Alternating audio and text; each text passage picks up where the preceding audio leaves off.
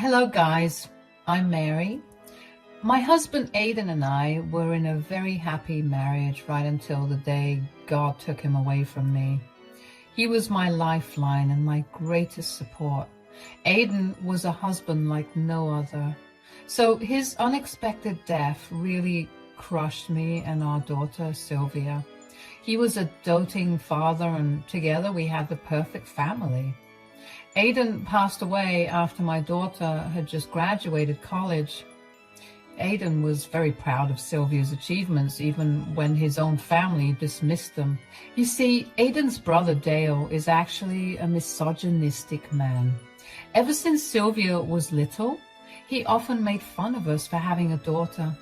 He had a son who was the definition of a bully, but Dale always praised him because he was a boy. We usually ignored everything until Dale's son started to severely bully my daughter. He called her names and told her that she was useless because she was a girl. It crushed our daughter's confidence and really made her feel insecure. That was when we confronted Dale about this. Dale, as usual, dismissed his son's actions and said, "Why are you being so dramatic about this? He's just a kid. Boys will be boys, you know." That is not true. Your son is 15, Dale. He needs to know better than to be such a bully to his own cousin. Oh God, your daughter is just being a crybaby like girls are. Looks like my son was right. A weakling like her will never amount to anything. Don't you dare talk about my daughter like that. My daughter is way better than your son, who is nothing but a bully. I see where this anger's coming from, Aidan. You are just mad that I have a son while you don't. You know that your daughter is useless and a burden. My daughter is not a burden. She's the best thing that ever happened to me, and I won't have anyone say otherwise. Aidan had always been protective of Sylvia, and so was I. That day, we had a big fight with Dale, after which we were low contact. They lived in a different state, so we didn't see them often anyway. They were banned from the house, and we only talked on the phone sometimes. While I maintained my distance, Aidan remained in contact, but didn't entertain his brother's awful comments. So, we were able to stay away from his awful mentality for years. Dale got back into our lives when Aidan passed away from a car accident. It happened out of the blue and it destroyed us completely. Sylvia and I had a hard time accepting what happened and moving on from it. Dale was also crushed, and we came together as a family to grieve Aidan. I won't lie, but he was genuinely crushed after his brother's death. He loved his brother after all. Anyway, Aidan's death brought us back in contact, and Dale used to check up on me and Sylvia from time to time. So my daughter and I gave him a chance to see if we could repair our relationship. Things were actually going really well until one day he came to visit me and Sylvia. It was Aidan's birthday and the first one after he was gone. So we allowed Dale to come to stay with us just so we could remember the good memories we had with my husband. Sylvia was also staying with me because she wanted to be closer to me after Aidan passed away. When Dale and I had this conversation, Sylvia was out to get groceries. Dale and I were talking about finances. Since I was a stay-at-home wife, Dale had been concerned about how I would handle everything. Surprisingly, he brought up the fact that my husband had a life insurance policy that paid me a lot of money after he passed. Dale brought up that topic and said, "So, Aidan left you a hefty life insurance policy. I think it paid off pretty well." Yes, he was always worried about what would happen after he died, so he had planned well. Yeah, Aidan had always been good with money, so what are you going to do with the life insurance money now? I'm actually thinking about giving Sylvia a part of the life insurance money. What? Why would you do that? Well, Sylvia has been wanting to pursue a master's degree for a while now. She doesn't have enough money for that, and student loans will cripple her. She was lucky to have a college fund from my late parents, but she had to take out loans if she wanted to pursue her master's, so I've been thinking about helping her. Are you sure about that? I think you should think about this a little more. To me, it doesn't sound like a wise decision. Why would you say that? Dale, you too invested in your son's education since he didn't have a college fund. Yeah, but my son is a man. Why bother wasting your money on a girl child? She will amount to nothing anyway. This was something that I hadn't expected Dale to say at all. I had no idea why he thought I would be wasting money on Sylvia by investing in her education. Yes, my daughter could take out loans, but I didn't want that for her. I would have plenty of money left over even if I paid her tuition. So I don't know why Dale was so against it.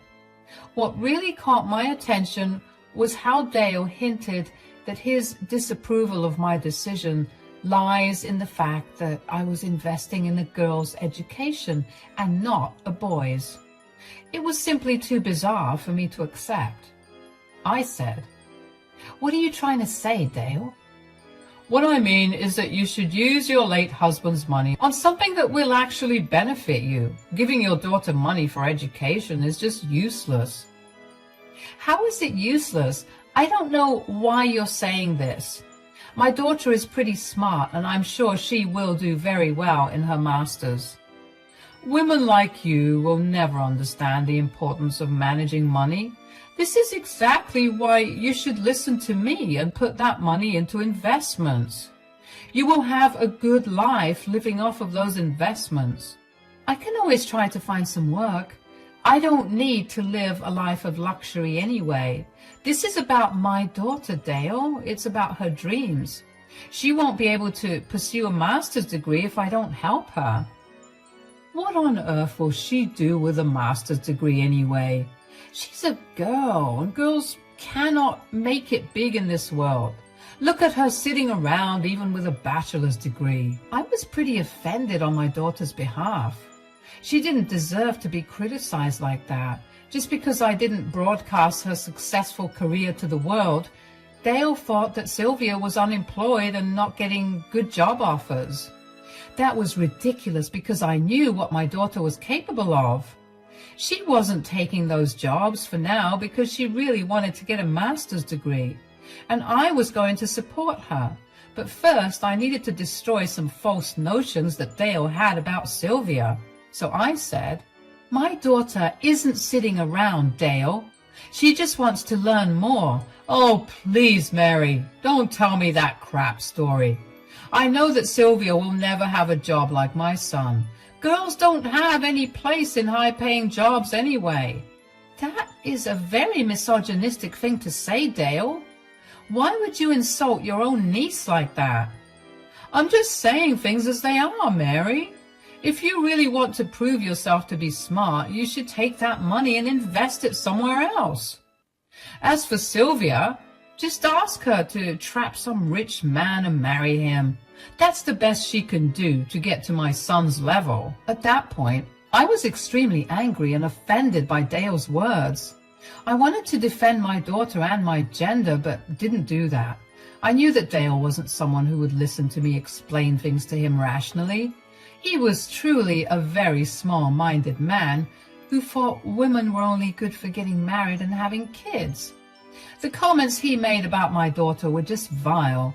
It brought back a lot of negative emotions in me. I suddenly remembered why Aiden didn't want his own brother around. Dale kept on talking trash about me and my daughter. His general hatred for women was just astounding to me. I only tolerated his stupid speech because he was a guest at my husband's funeral. Plus, I knew that words wouldn't help my case, so I chose to wait for the future to show him how wrong he was about everything. I didn't bother wasting my energy on him. Instead, I held my tongue till he left the next day. Even after he was gone, he didn't forget to remind me that maybe I should make some good use of my money instead of wasting it on stupid women's impossible dreams. Yeah, those were his exact words. I didn't listen to my brother-in-law at all. Maybe some of you will think I shouldn't have spent so much money on a grown woman. But here is the thing, guys. I had always been a housewife and never had any financial independence. While that worked for me, I knew my daughter would be happier climbing higher in her career first. She was also a brilliant student, so I thought she deserved this opportunity. I'm sure my husband would have wanted it too. So I went ahead and gave Sylvia the money. My daughter actually started to cry when I told her my plans. She said, "I can't believe how much you trust my capabilities, Mom. Even after Dale told you not to do this, you still offered to pay my tuition." Wait, what? Dale told you about our discussion? Yes, Mom. He came to me and told me that I shouldn't be a greedy witch and waste Dad's money. That made me super mad, guys. The audacity of Dale really had my rage coming to a boiling point. My poor daughter was already traumatized by my husband's passing. She was still grieving and dealing with her father being gone. Dale, instead of being empathetic, was actually working on hurting Sylvia more. I was furious but kept calm because I needed to calm down my daughter, who was a crying mess. She really felt guilty for taking her father's life insurance money. So I comforted her and said, "Listen to me, Sylvia. Your father would have been happy to share his money with you. You know how much he loved you, right? He was also proud of you, Sylvia. I'm sure he would have wanted this too." But Dale said that. Don't you dare consider what Dale said, Sylvia. He's a horrible man who can't see your potential. Maybe it was because we never rubbed your achievements in his face. Anyway, his opinion doesn't matter. We will manage everything. I want you to study and get that dream job of yours, Sylvia. Thank you so much, Mom. I don't know what I would have done without you. I promise you that one day you will be able to look at Dale and tell him how wrong he was. I won't let you down. My daughter made me a promise that day. I, too, made a promise to myself. I promised that when my daughter makes it big, I won't be humble about it. I am going to rub it in Dale's face so that he can see how much he has messed up. But it was going to be a long time before that day came. Sylvia actually moved in with me to cut down on her expenses.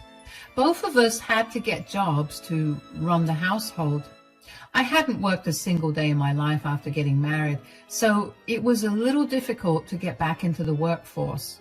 But I managed to find a job and support myself. Yes, it didn't pay much, but I didn't live like a queen anyway. The house was paid off, and I had money saved for medical emergencies and such. Sylvia also worked after university and contributed to the household. Together, we had a pretty decent life. When Dale called and found out about this arrangement, he laughed and said, "You two are living proof that women are stupid. I told you to invest that money so that you can have a comfortable life." I have a pretty comfortable life, Dale. I don't think you understand that. I have no complaints about how I am right now. Oh, please, Mary. You're fooling no one like that. You had to take a minimum wage job even when you never worked a day in your life after marriage. Meanwhile, I have actually left my job because my son is giving me an allowance. I am truly blessed to have a son like him. Well, I'm pretty blessed to have a daughter like Sylvia, Dale. Good for you that your son is taking care of you. I'm happy in my life and you are happy in yours. You won't be happy for long, Mary. It looks like you'll have to work till you die. I pity you. Anyway, all the best, Mary. Let's hope you and your stupid daughter don't end up on the streets after these horrible decisions you've taken. I didn't bother to continue that conversation after hearing those comments. What was the point in arguing with him? I was happy that his son was taking care of him and giving him an allowance. He was happy with his life and I was happy with mine. But even when I was happy for him, he couldn't be happy for me. It really told me just what kind of a relationship we had. He had called to boast about his son giving him an allowance. He didn't call out of genuine care for me or my daughter. So next time onwards, I kept my head low and didn't give out too much information when he called. 2 years had passed since I offered to pay for my daughter's education. She graduated from university with a master's degree, just like she had planned. She worked so hard and completed so many good internships that she was offered a very high-paying role right after she graduated. She took the position because it was just one step closer to her goal. Sylvia was absolutely overjoyed. I attended her graduation with my sister and cried when she was handed her degree. Seeing her succeed in life really made everything worth it. Mom, guess what I found out today? What is it, Sylvia? Uncle Dale's son works at my office here. Oh my God, really? How did you know? He doesn't work directly under me because I'm several levels above him, but you can say that I am actually his boss. I saw his name pop up on the list of people I needed to talk to, and that's when I recognized him. Wow. Is he at least a nice man, or did he take after his horrible father? He is far from being nice, Mom. The company is investigating him for embezzlement. He stole from the company regularly and spent it on himself. That was something I hadn't expected to hear at all. My daughter was telling me that Dale's son was basically a thief. The man Dale compared my daughter to was an actual thief. It made me chuckle a little, actually. Dale was so proud of his son for nothing. I said to Sylvia, "That is some news, Sylvia. I guess Dale's son isn't as bright as he had made it out to be." "Nope. He's a criminal, and now he will soon lose his job." "Really? Is that what everyone had decided?" "Yes, Mom. I didn't get to vote because he is related to me, but I was asked for my opinion at the meeting, and I told them to fire him." "You made the right decision, Sylvia. Good for you, not protecting a criminal just because they are family. Watch out, though, Mom. I have a feeling Dale will be having a word with you soon. You think he may want me to ask you to give his son the job back?" "Yep. He will try that for sure. Dale's son tried to get me on his side and was surprised when I recommended that he get fired. He tried to approach me later to talk, but I walked away as soon as possible. I was really surprised to hear that my nephew had been doing something illegal. I mean, I knew that his father was a problematic person, but I didn't think Dale's son would also turn out to be a thief. Looks like Dale's son was able to maintain his family and support his father only because he was stealing from the company. Who knows why he did it, though? There may be a number of different reasons. All I could do at that time was speculate. But, like my daughter, I too had a feeling Dale would show up to my house or give me a call for this. And I would be prepared to give him a piece of my mind. Dale didn't show up to my place right away. Instead, he called me first and tried to start with some small talk. I played along because I didn't want to show him my cards yet. As the small talk progressed, Dale started to stutter a bit and said, I don't know if you've heard, but your daughter is working in my son's company." "I'm pretty sure it's not your son's company. He's just an employee there, and my daughter is his boss there." "Yes, well, she made it quite big, right?" "Get to the point, Dale. I know you haven't called me to hear about my daughter. Just tell me what you want." Dale went silent, probably because he was taken aback by my directness. His poor show of wonder or astonishment did nothing to put me in a good mood. Instead, I was reminded of the time he had called my daughter useless, among other things. So my temper was starting to rise, and I didn't have time for his nonsense. When I told him to be direct, he awkwardly said, "Well, I don't know if you're aware that my son has run into some trouble at work." "I have heard of it, but I don't see what I can do about it." "The thing is, your daughter is his boss and actually has a good relationship with all the seniors there. So I was hoping she could help him out a little." "How do you think my daughter can help, Dale? She can't help out your son just because he's family. That would be very unprofessional. Plus, she didn't get to make the decision anyway. You don't understand, Mary. My son has told me that your daughter has a very good relationship with everyone in the company. She is very well respected for her work. If she puts in a request with her superiors, they might consider giving my son a second chance. Only Sylvia has the power to save him, Mary. At that comment, I burst out laughing. My anger had gone down immediately, and I just couldn't hold my laughter. It was funny to hear Dale sound so desperate for my daughter's help. Mind you, guys, this is the same girl who he dismissed as being stupid and useless. Now he was saying that Sylvia was the only one who could help Dale's son. It was funny how fate played him. I said, "That's weird coming from you. I still remember how you said that she would not amount to anything." "Oh, that. It was such a long time ago, Mary. Let's not talk about that. Clearly I was wrong." "I don't think I can forget about that, Dale. You said some pretty big words and even filled my daughter's head with some nasty thoughts about wasting her father's money." "I made a mistake, Mary. I didn't know your daughter was so capable. I wouldn't have said those things if I had known." "That doesn't change anything, Dale. You can't change the fact that you humiliated my daughter and demeaned her. She never deserved that. However, your son deserves to be fired because he did something terrible." Dale changed his tune and sounded a little desperate now. He knew that he couldn't defend his son. There was plenty of proof that he stole money from the company he worked at. So my brother-in-law couldn't make excuses for him either. But he did try to change my mind by playing the family card. He said, "I know my son messed up, and so did I, Mary, but please, just give us a chance. He needs this job and only Sylvia can help. He is positive that his cousin can help. He even tried to talk to her, but Sylvia walked away and avoided him.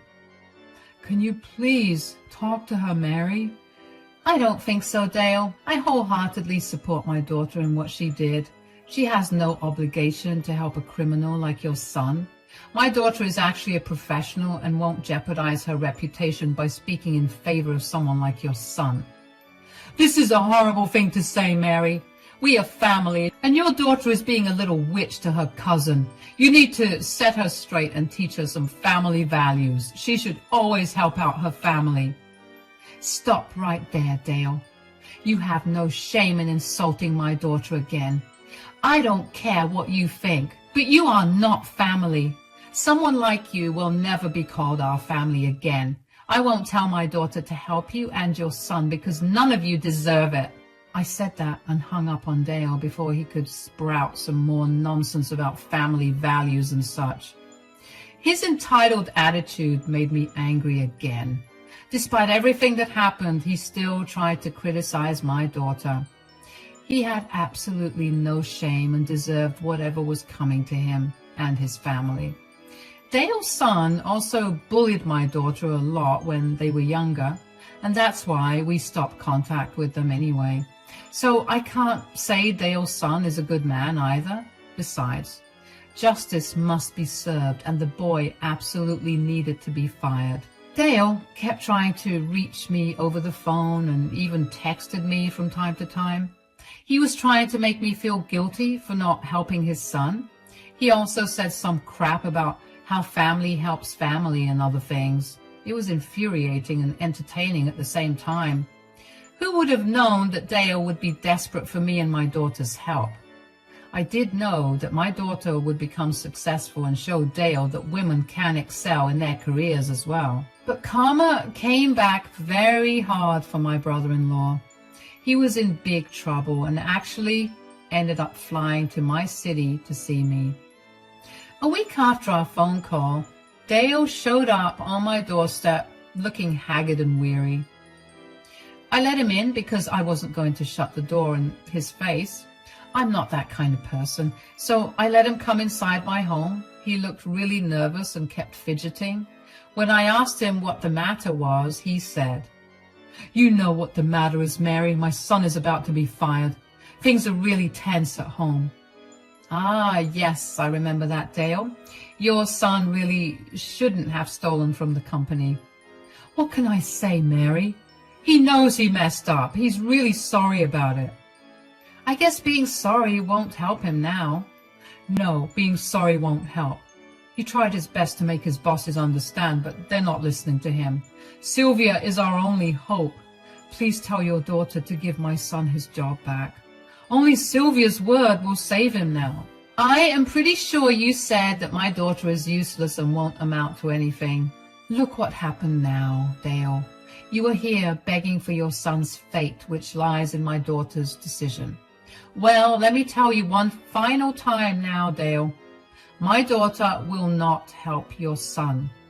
But we will all become homeless now, Mary. They're threatening to sue my son for all the money. He will lose everything and we will be on the streets.